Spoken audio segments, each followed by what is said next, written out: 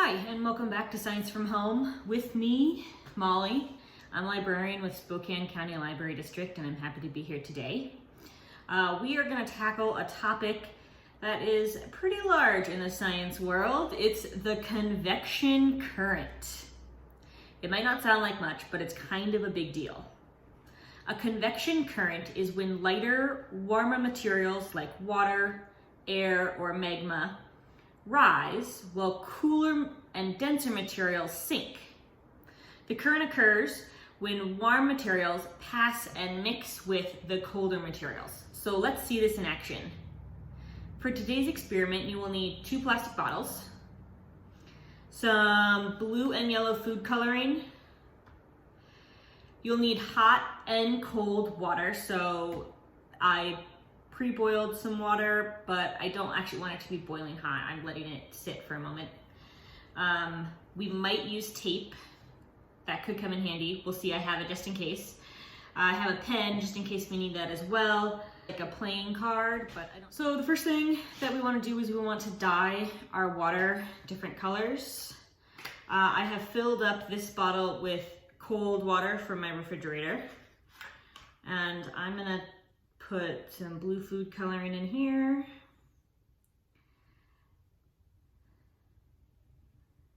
And I'll shake it up. I'm also gonna label this. I'm gonna put a C on the bottle here so that we remember this is cold. So I labeled my bottle. It's a little hard to see in the video. The hot water is going to be colored yellow. I just tried to pour some of my very hot water into the bottle and it started to melt, so I'm gonna wait. I'm gonna let my hot water cool down a little bit more before I try again. But this one will be yellow, and I'm gonna label this bottle H for hot so that we remember which bottle is which, because that will be important. All right, so now I have my hot bottle of water with, I added the yellow food coloring, and my cold bottle of water with the blue food coloring. The lesson I learned is that boiling water is far too hot for a plastic bottle like this, so it might be worthwhile to just microwave water to warm it up. You need it a little bit warmer than tap water.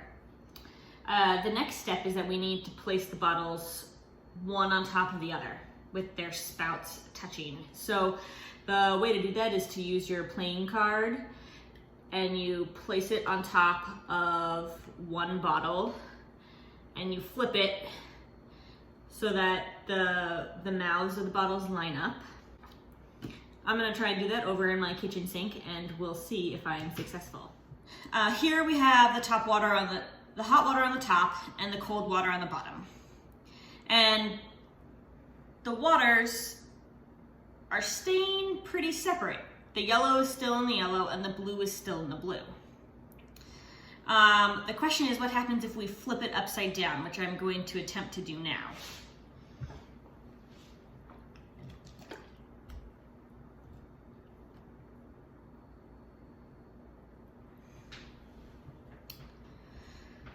So now the hot water is on the bottom and it doesn't like being on the bottom. The cold water's on the top.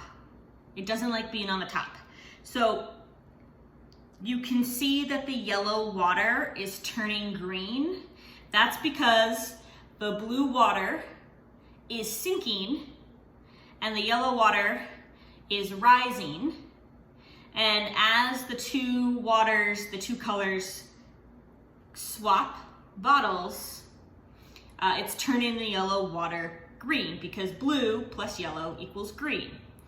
And that's why we use these particular colors, because it demonstrates this process really effectively. As the waters move past each other, they create a current or a flow. And like I said, that is how they're mixing. Convection currents are all around us in the natural world. Hot magma rises from the Earth's core and wants to replace the cooler magma above it. This can cause volcanic eruptions. It can cause the Earth's tectonic plates to rub against each other, creating earthquakes. But it also can build islands and new volcanoes and underwater mountain ranges.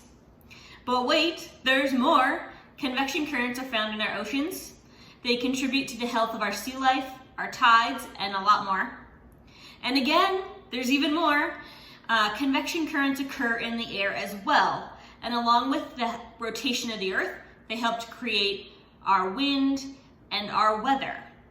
We can't really see them, but convection currents help shape the world around us, from our landscape to our weather, and it's all because warm and hot things like to rise to be on top of colder things, and these colder things like to sink.